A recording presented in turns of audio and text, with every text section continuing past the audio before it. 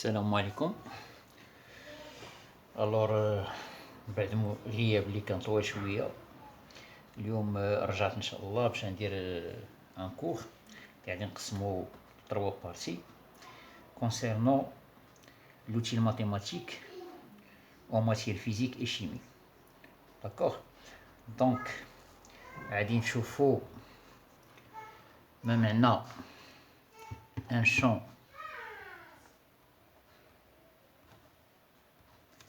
un champ scalaire et un champ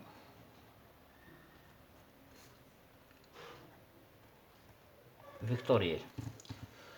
Alors, غادي نشوفو la définition d'un opérateur.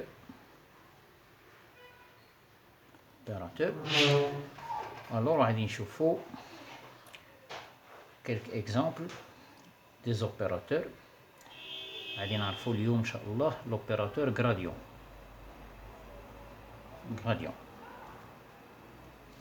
Ok. Alors, un champ scalaire, ça veut dire quoi? Soit, قلنا غادي نشوفو un champ scalaire. Un champ scalaire. Alors, comme définition, soit une grandeur physique notée U. Donc, il dit une grandeur physique. Soit pression, soit température, alors, n'importe quelle grandeur. Alors, la grandeur physique U, forcément, doit dépendant de n paramètres.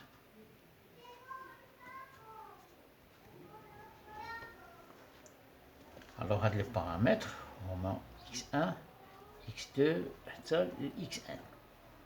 Donc, U,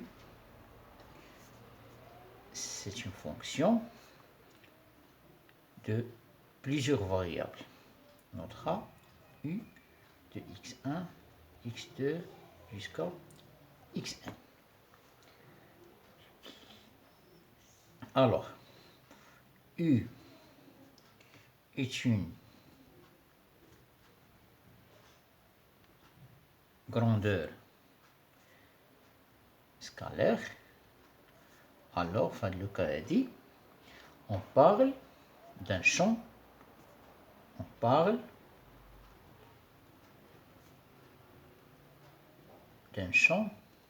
scalaire.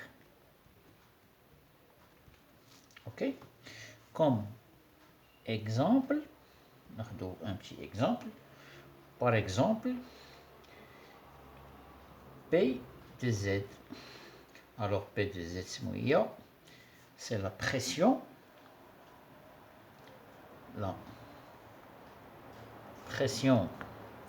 atmosphérique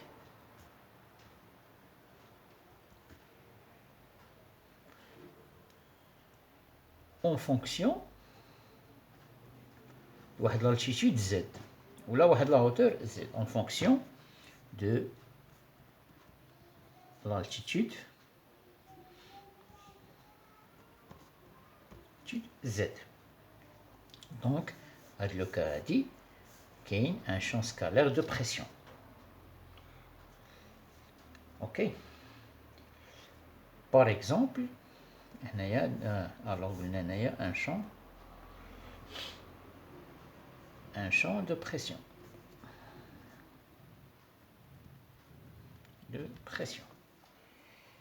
Alors, le champ de vecteur dépend de quoi? Le champ de vecteur. Alors, un champ de vecteur roi le vecteur est un vecteur dont les trois coordonnées,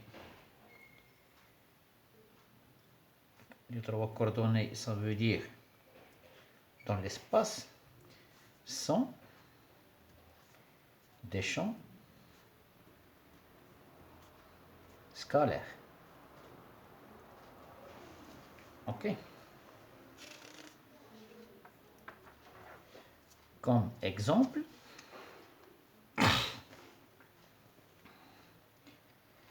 la vitesse, par exemple, le vecteur vitesse, par exemple. Vecteur vitesse, V. Alors, la définition de la vecteur vitesse, c'est la variation du vecteur position sur dt par rapport au temps dans un repère R. Ok? D'où donc OM c'est x i plus y j plus z k. I, j, k sont des vecteurs unitaires d'un repère R. Alors, DOM sur dt dans R, c'est x point fois i plus y point fois j plus z point fois k. Donc ça c'est v, le vecteur v, donc ça c'est v de x selon i plus v de y selon j plus v de z selon k. Ok? Alors, ça c'est un champ vectoriel. Alors,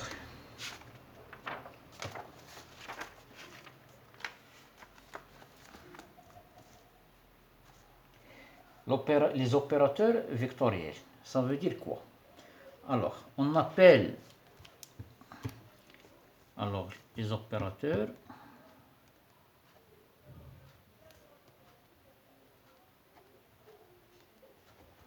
vectoriels. Alors, on appelle opérateur,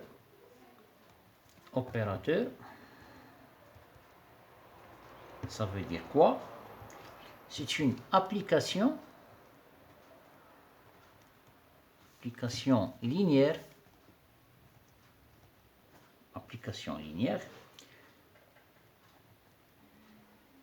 agissant sur un champ scalaire ou sur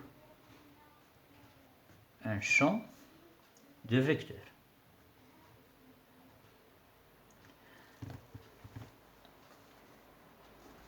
Comme exemple d'un opérateur, l'opérateur dérivé, d sur dt. Ça, c'est le plus simple exemple.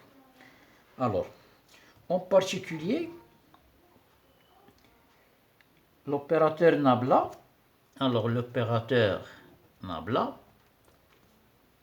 écrit comme ça, est défini en coordonnées cartésiennes par c d sur d de x multiplie ex plus d sur dy multiplie ey plus d sur dz multiplie ez. Ça, c'est l'opérateur Nabla.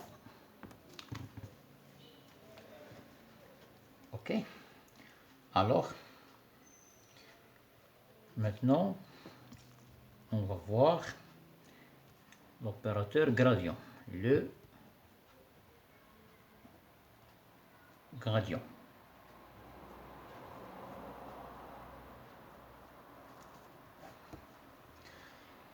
Alors, ça veut dire quoi? L'opérateur gradient.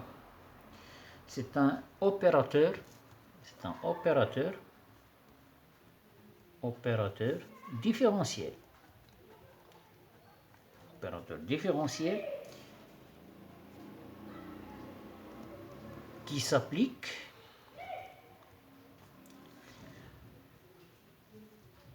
à un champ scalaire noté U, X, Y, Z. Ça, c'est une fonction de plusieurs variables. Alors, l'opérateur gradient s'applique sur le champ scalaire U et le transforme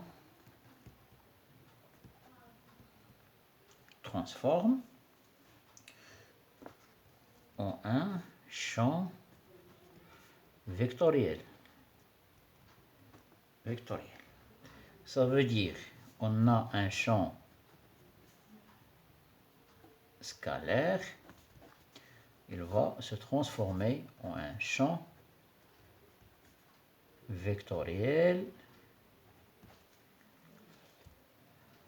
sous l'effet de l'opérateur gradient.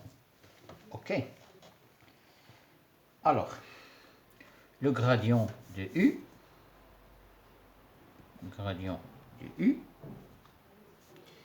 c'est le nabla multiplié U qui est égal du sur dx EX plus du sur dy EY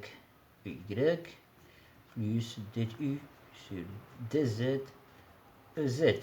Voilà le gradient de la fonction U. Alors, ça, c'est l'expression en coordonnées. Ça, c'est l'expression en coordonnées cartésien.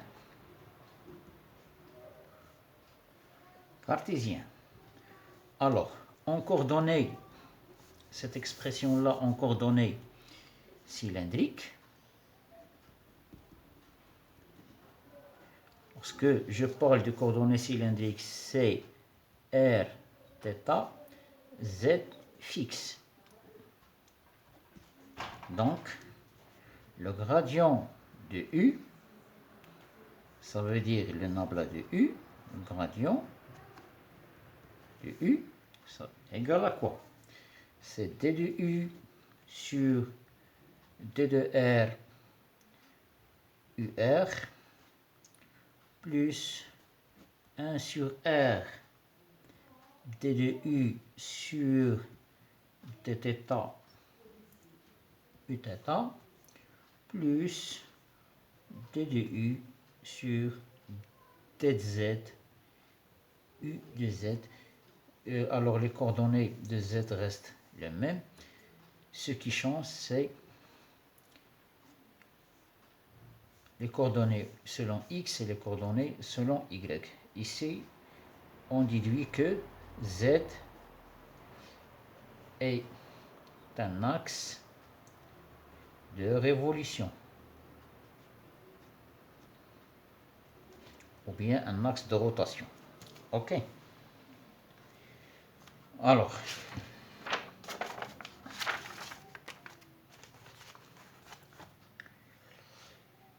maintenant, on va voir l'expression du gradient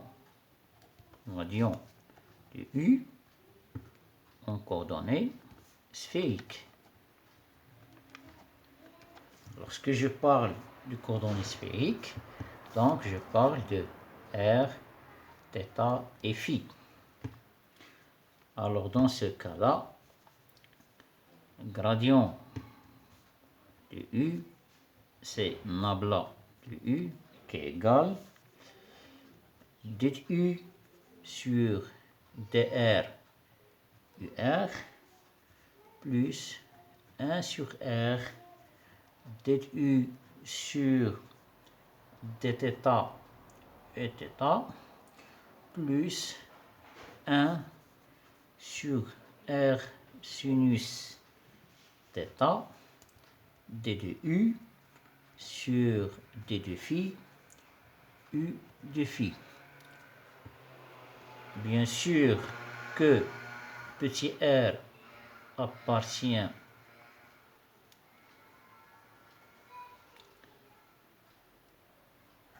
moins r plus r. Θ appartient de 0 pi. Phi appartient 0 de pi. Alors, on a vu l'expression du gradient d'une fonction u en coordonnées cartésiennes, coordonnées cylindriques et coordonnées sphériques. Quelques propriétés de l'opérateur gradient. Le gradient est linéaire.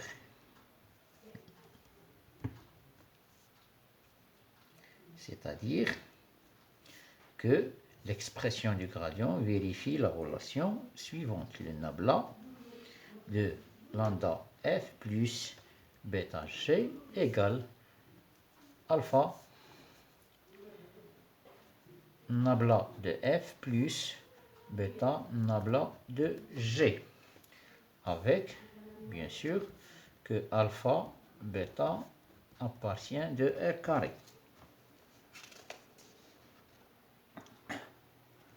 Alors le produit